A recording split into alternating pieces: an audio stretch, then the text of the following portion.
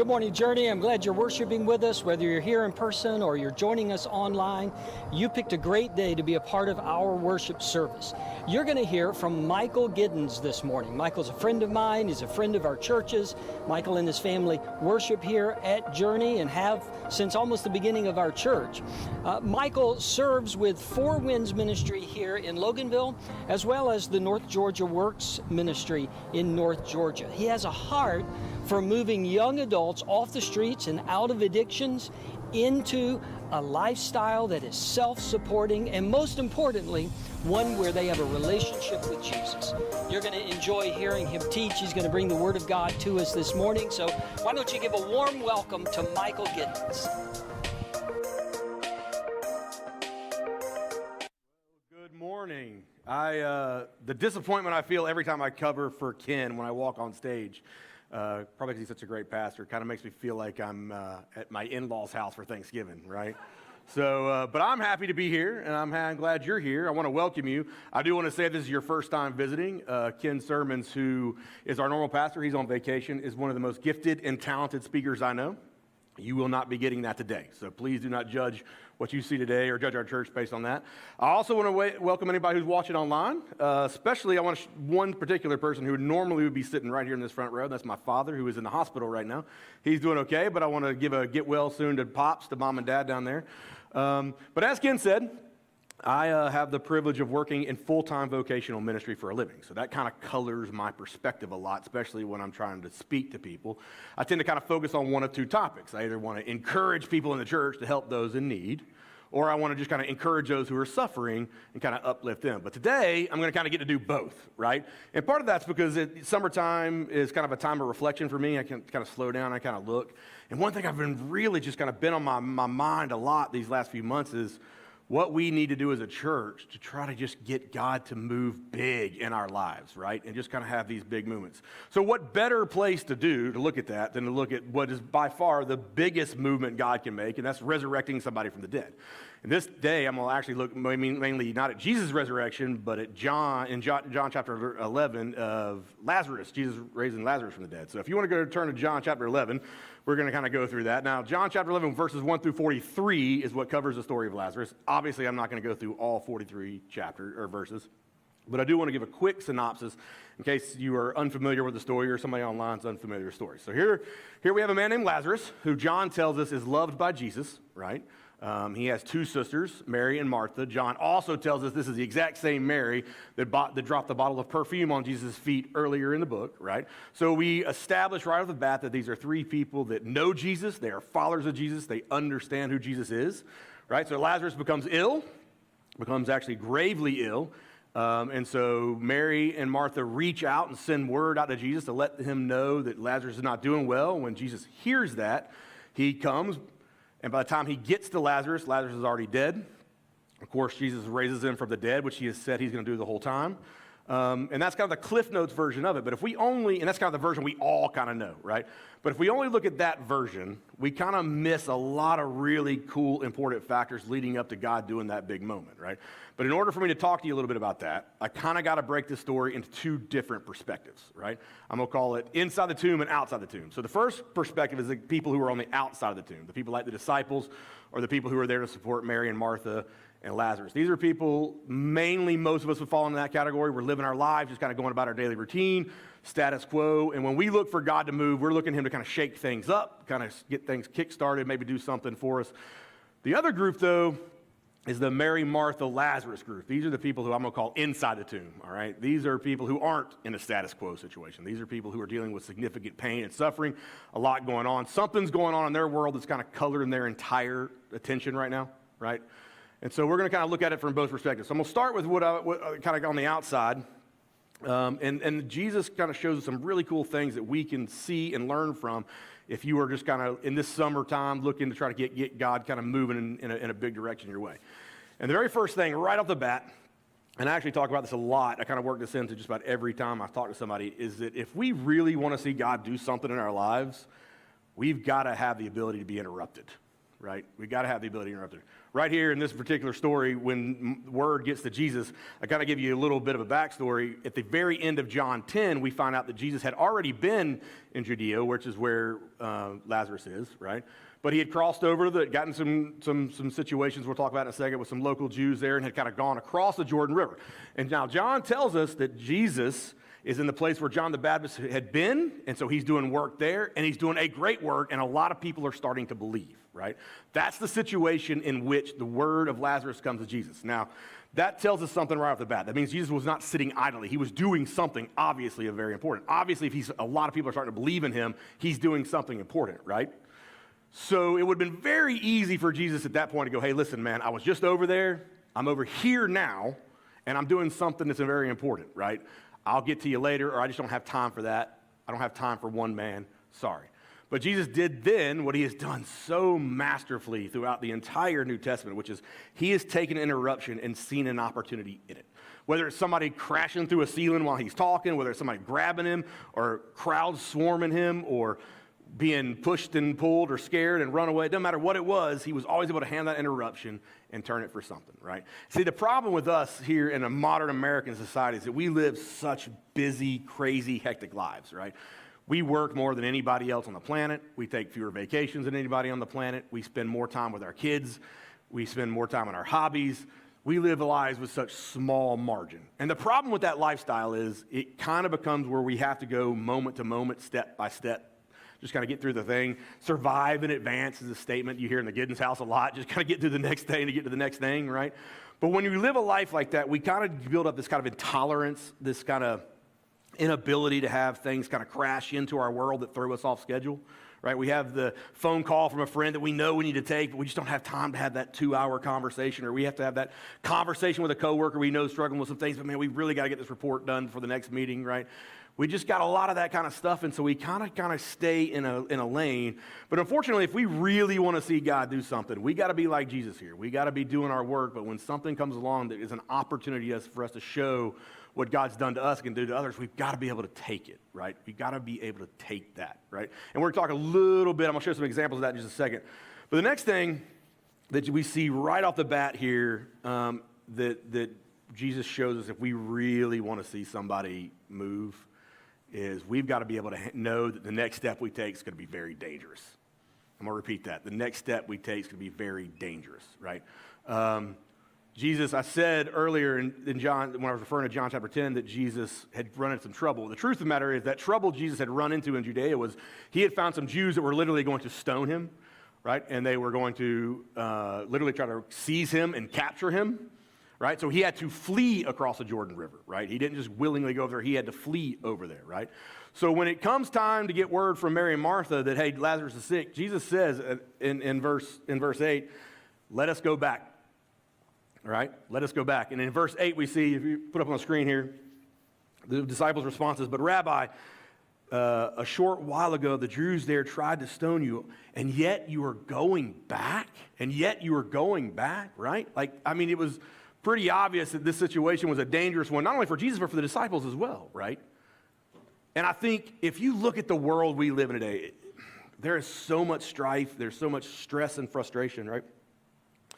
That I have kind of got the opinion that God's planting seeds in a lot of people's hearts to do a lot of things, but the reason some of the struggles we're having in this country is that those issues that need to be addressed, we have a lot of believers that get to this point. And when someone says, hey, are we going back there? When the next step is into a chasm, right? When the next step is going to be certain risk and certain danger, we stop. We pull back, right? We're taught here in America to kind of play it safe, right?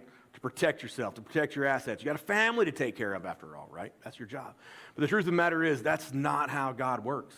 Constantly throughout the Bible, everything God called people to do of any kind of importance put them at risk. Honestly, if you think about it, if you could do it on your own, then it wouldn't really be a symbol of anything, of God moving in your life. If you want God to move big in your life, you've got to put yourself in a situation that you would fail if you did it on your own. And the only way you're going to succeed is if God kind of came alongside you and helped you get through it and got the glory, right? Right, so know that right off the bat, man. If you're going to do it, it's going to be dangerous. It's going to be dangerous. And the last thing I want to talk about real quick to people outside the tomb is something I don't want to talk about a whole lot, but it is important in a 2021 world, and that is we've got to learn to handle criticism, right? We got to know that in this world, no matter what we say, no matter what we do, there are going to be people that criticize us that are going to come out of the woodwork. We're going to have to deal with the social media, the pushback, the cancel culture. That's just going to be part of it. I think that me and my wife just had dinner this Friday with a couple of really good friends of ours, and we talked about that at length, about how hard it is sometimes just kind of deal with the world and the way it'll push back on you, and how hard it is sometimes just not to completely shut down, right?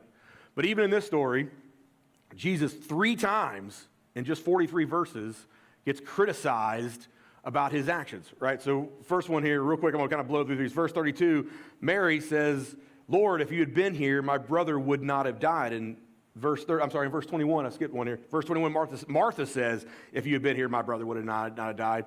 Same thing again for verse 32. Mary says the same thing. She fell at Jesus' feet and said, Lord, if you'd have been here, my brother would not have died. In verse 37, the Jews that were kind of there to support Mary and Martha, they said the same thing. This is a real condescending statement right here. I love this. It says, could not he who opened the eyes of the blind had kept this man from dying, right? So Jesus had made this decision to come heal Lazarus or to resurrect him from the dead, and we're going to talk about that in a second, but everybody has questioned him, hey, listen, if you'd have just come and done it this way, we wouldn't be in this situation. Like, you had the power to heal him. You didn't come. Why did you not do it? Even the disciples, we talked about, were like, when they found out they might be going back in danger, they said the same thing. They criticized Jesus. Are we not going back there again? That doesn't make any sense, right? So learning how to tune all out this criticism, knowing that we're going to deal with it, Jesus doesn't respond to any of this, right? He just continues on doing what he knows because he had his plan, right? And let me add this real quick. Small little sidebar. If you are struggling with somebody criticizing you, right, and if that's just something that's kind of getting on you, you're trying to kind of live out your faith right now and you're getting a whole lot of blowback, I want to call your attention real quick to verse 16 in John chapter 11, right? And we're going to hear a quote here from Thomas, one of the disciples who, after Jesus had made the decision to go back, and the disciples were kind of unsure about the decision to go back and put themselves in danger, Thomas said to the rest, he said, the rest of the disciples said, hey, let us also go that we may die with him. Listen, so if you're having a problem right now with somebody that's kind of riding you a little hard, find your Thomas, right? Find your ride or die, the person that say, hey, listen, man, don't worry what they're saying. Man, if we're going to go and it's going to kill us, we'll go right there with you, man.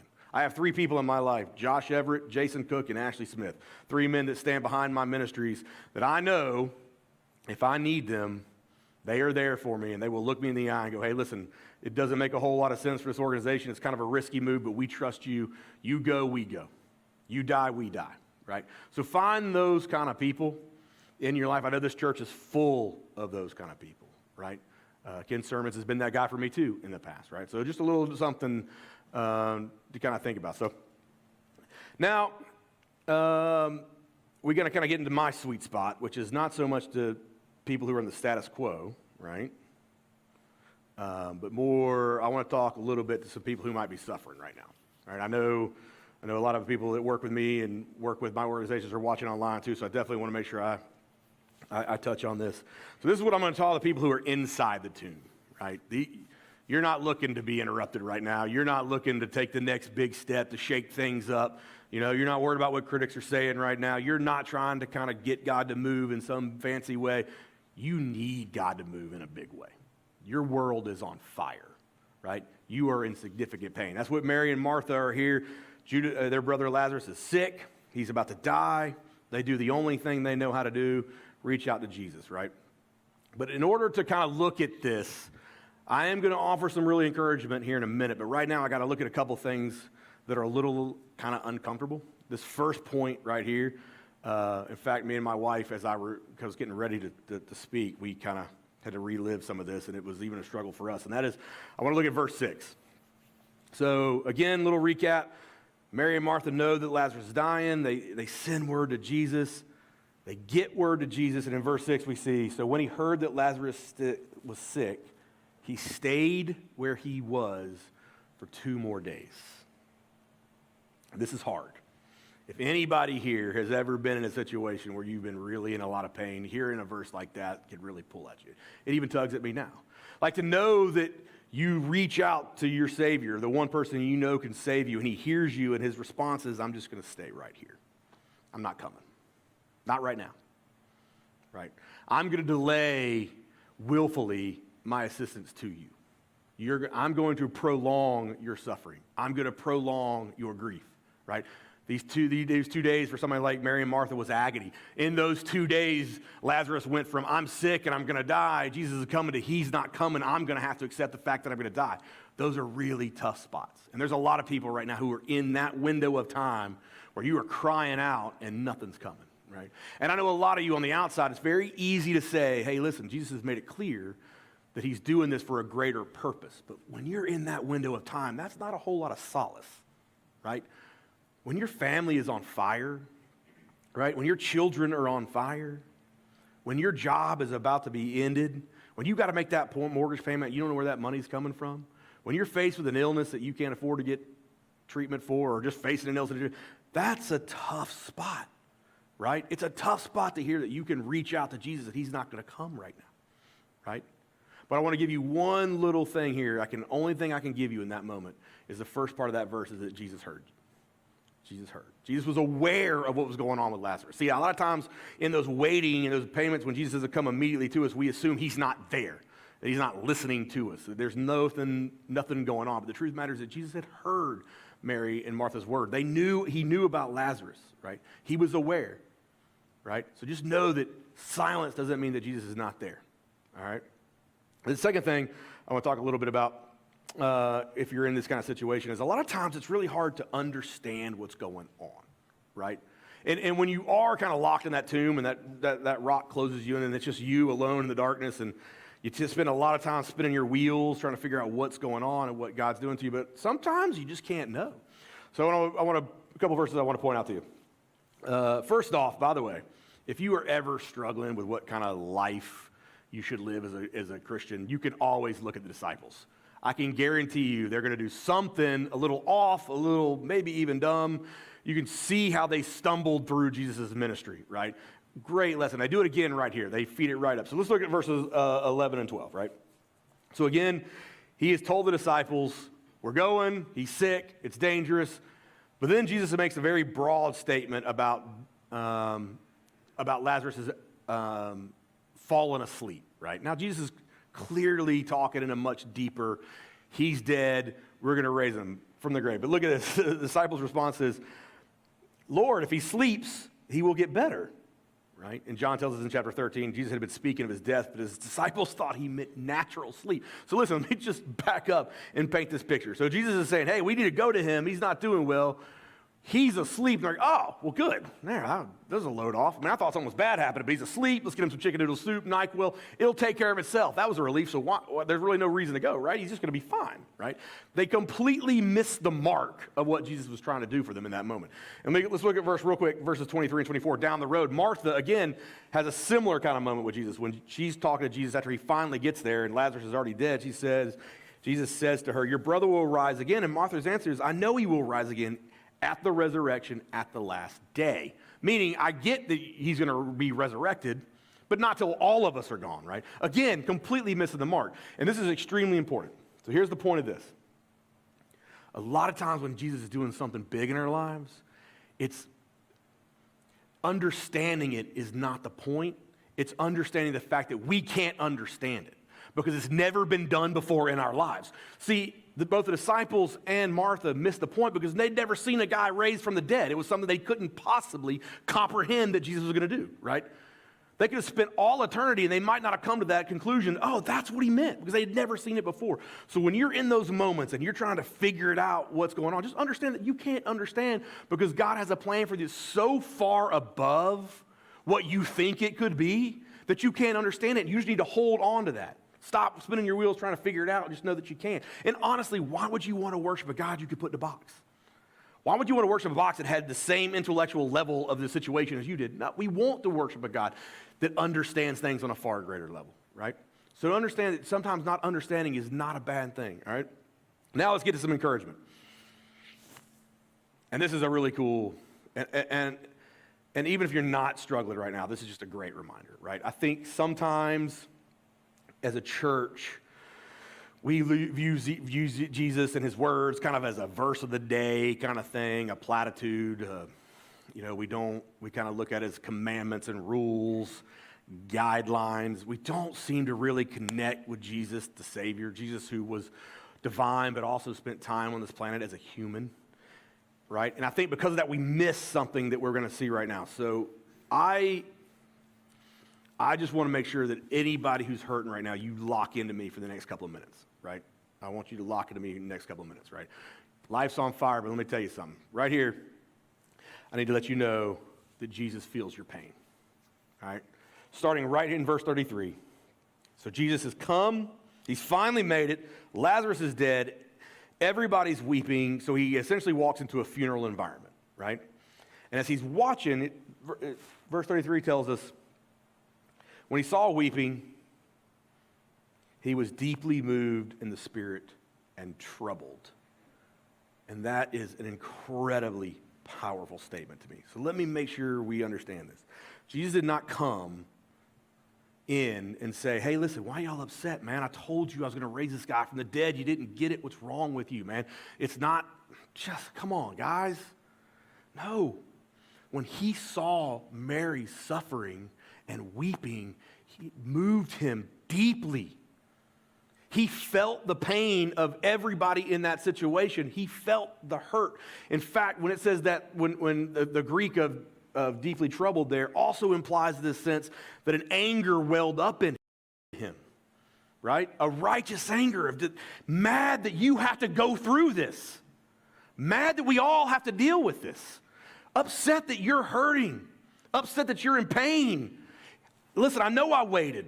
I know I had to put you through this for the greater good, but that doesn't mean I don't feel what you're going through right now. It doesn't mean I'm not hurting alongside you. And 2 verses later is the most famous verse in the Bible where it says Jesus wept. In other words, he saw weeping in Mary and he wept too. He broke down. When she was crying, he was crying. When you're hurt, he's hurt. When you're troubled, he's troubled. Yes, he's delayed. Yes, he knows you're going through that. Yes, there's a greater purpose. It doesn't mean in that moment when that darkness is nothing around you that Jesus is not feeling exactly what you're feeling. And he's not moved to great lengths. In fact, in just a couple of chapters, in just a couple of weeks, he's going to be moved to a cross to die, right? To understand that that's the kind of Jesus you serve, right? Don't forget that, man. Don't forget that in those dark moments. I tell you, sometimes we lose track of that. We think that God's not there, that God doesn't feel us, that we're doing something wrong. But no, when you're on your knees, man, he's right there with you. In fact, let's go into verse 38 and 39. 2 of my favorite kind of verses in the Bible to kind of start wrapping things up. When Jesus finally gets to the tomb, right after weeping with Mary and Martha, you would think that he would be like, all right, it's showtime. Now is the time. Cue the lights. Get the fireworks going. Let's pep everybody up. I'm about to do something awesome. Instead, it says, again, he approached the tomb. He was once more deeply moved. Verse 38. Once more deeply moved. Listen, to know that from the beginning to the end that Jesus hears you, that he's going to use your pain for a greater purpose, right? But he doesn't rub that in your face. He's still there to say, hey, listen, I'm about to move a stone and call your name out of whatever it is you're going through. But in this moment, I'm still deeply moved with deep passion, intense pain, and love for you, even in this moment, right? Even in this moment that he did not lose his passion for us, for you in that moment, right? Never once. I just wonder sometimes if we feel like we get into such a situation where we've messed things up so bad that there's nothing that we can do to get ourselves kind of out of this hole or even to get God's attention ever again. But the fact that you may have locked yourself in a tomb so far, but Jesus still approaches that tomb deeply moved by the pain you're in and stuff. I need to know a couple you need to hold on to today. A couple you need to hold on to. But now we're going to switch real quick to verse 39, which is actually one of my life verses. All right, it's one of my life verses. And that is when Jesus gets there, he says, take away the stone. And you're probably thinking, well, why is that a life verse? Let me tell you why it's a life verse, and I think it needs to be a life verse for you, right? I'm going to ask you to repeat something after me real quick. All right, y'all ready? Anybody's asleep, got time to wake up. All right? So God will never do. All right, one more time. God will never do anything for me. Anything for me that I can do myself. Right? So Jesus is about to bring a guy from the dead with just his words, right? A stone's not a problem. In fact, in a couple weeks, we're going to see a stone rolled away, so we know God's capable of moving stones. But in this moment, it's extremely profound that Jesus tells others to move the stone away. And I think therein is something that whether you're in the tomb or you're outside the tomb, something we can all kind of take to heart is that we aren't doing our part sometimes, right? We're not doing what we need to do so God can do what he wants to do. God wanted to pull one of the biggest movements of the entire Bible, and there was a stone that separated him from that movement. And instead of moving that stone, he still makes us move that stone so he can do that great work, right? So sometimes it's a matter of not being interrupted. Sometimes it's about taking that next big step. Sometimes it's about blocking out those critics. Rolling those stones away so God can do great things in our lives. But also, even if you're in the tomb, you got to roll away your own stones. A lot of times when we're in that darkness, man, we want to turn away. We want to forget. We want to get mad. We want to get angry. We want to say, forget the church. Forget Jesus. I'm done with all of this. None of it's working. I'm walking away. And that's harder to do than just sit in that darkness and wait for that day. So learning to be able to move away our own stones is very key. If you want to get out of this kind of shake things up, get out of kind of the situation you're in, you got to be able to willing to go, hey, I got to do my part. God can do great things, but I still got to do my part. I can't sit here and wait. I got to do my part. So Ken last week challenged us with a couple of things, and I'm going to challenge y'all as well, right? Ken had talked a little bit about how summertime's a great time to dive into some disciplines. And I'm going to just add to that. It's also a great time to see what's in your life that's blocking God from being able to call you out into something greater. What do you need to do to kind of get God to move in a much greater way? Okay? It's not an easy process. It can be a painful process. It can be a stressful process. But listen, there are people right now in your world that need you to be interrupted, right?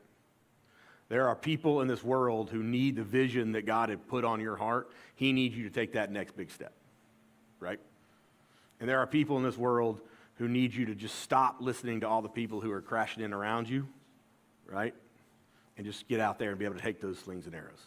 And if you're in pain today, just know you serve a God that loves you so deeply, so passionately, that even though he knows that your pain is a purpose that he is bringing about within you, doesn't mean that he's not right there weeping and crying with you, right? But also, ultimately, no matter what we do, whatever we go through, he can use that for our glory and for his glory.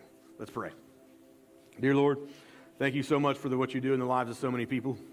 Thank you so much for all that you do to give us a second chance, to give us a chance to move some stones away and see some powerful movement. God, I thank you for churches like Journey that support people like me in that kind of journey, God, but we can't do that alone, right? God, we got to do that with your help and with your support. We can't do it without you, God. To all of us in the church who are just in the status quo of summer, God, shake things up.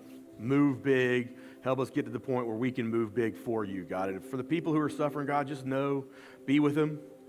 Pray that some of these people will be the ones that will be interrupted to answer that phone call when they call to kind of help be their Thomas and lift them up, God. But God, let all this be done for your glory. And let us start healing each other. Let's heal this country. Let's heal the entire world, honestly. And to your name be the glory. In Jesus' name, amen.